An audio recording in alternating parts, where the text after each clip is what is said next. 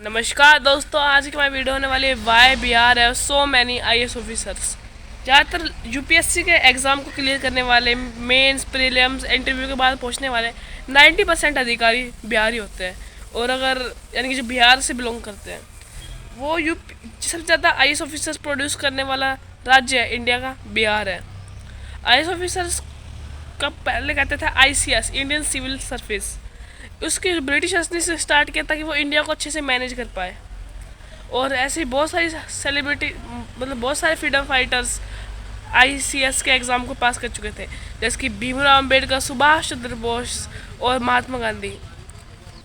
First Indian ICS officer थे सत्येंद्र नाथ टैगोर, जो रविंद्रनाथ टैगोर के बड़े भाई थे। उनके बाद बहुत सारे आईएएस ऑफिसर हो जो आगे जाके फ्रीडम फाइटर्स बने। उसमें ज़्यादातर आईएएस ऑफिसर बिहार से और वेस्ट बंगाल से, बंगाल प्रेसिडेंसी से बिलोंग करते थे। बंगाल प्रेसिडेंसी यानी कि पूरा एंशियंट टाइम्स का ब्रिटिश रूल का बिहार। आपको मैं कुछ नाम बताता हूँ। महर्षि वाल्मीकि, आर्यभट्ट, आचार्य चाणक्य, इन सभी नामों में एक चीज़ कॉमन है कि सभी बिहार से है।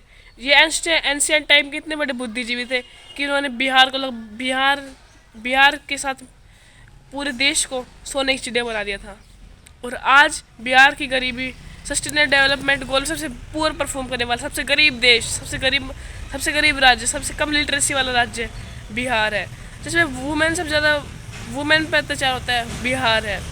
और दूसरा सवाल हमारे मन में आता है कि यूपीएससी सबसे ज़्यादा क्लियर करते हैं बिहारी लोग, यानी कि बिहार का यूथ है वो सबसे ज़्यादा यूपीएससी आईएएस वगैरह बनते हैं। तो फिर बिहार अब भी इतना गरीब क्यों है? इसका सबसे बड़ा रीज़न है कि बिहार के जो आईएएस ऑफिसर्स जो उसके क्लियर करते हैं उनकी पोस्टिंग बिहार में होती नहीं है।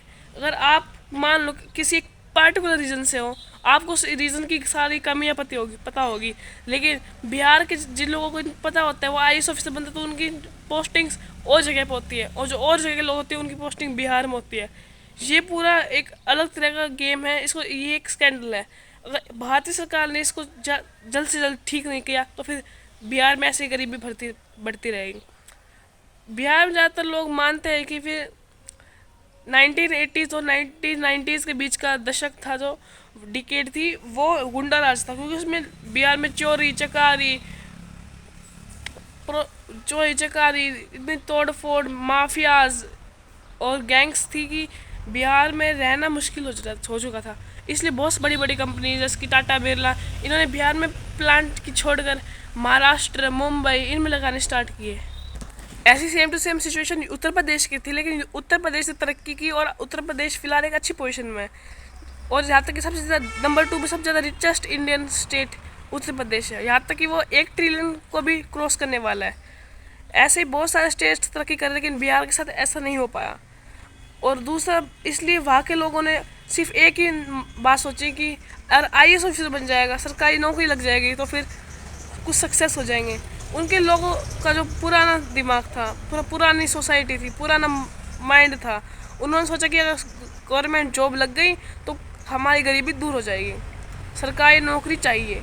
और यही सबसे बड़ा फॉल्ट था। अगर वहाँ के लोग ज़्यादा बिजनेस एंटरप्रेन्योरशिप को यूज़ करते, उस पर ज़्यादा ध्यान देते, तो फिर बिहार के लोग, आज तक बिहार बहुत ज़्यादा डेवलप हो चुका था। ज़्यादातर फैक्ट्रीज बिहार में होती। लेकिन आईएएस ऑफिसर बनने के बाद भी जो नेता लोग होते हैं, ज़्यादातर तो जो यूथ होते हैं, आईएएस वगैरह होते हैं, वो क्या तो भ्रष्ट हो जाते हैं, और जो सही भी होते हैं उनकी पोस्टिंग या फिर ट्रांसफ़र कहीं हो जाता है, जिससे कि बिहार अब भी ग्रो नहीं कर पा रहा है।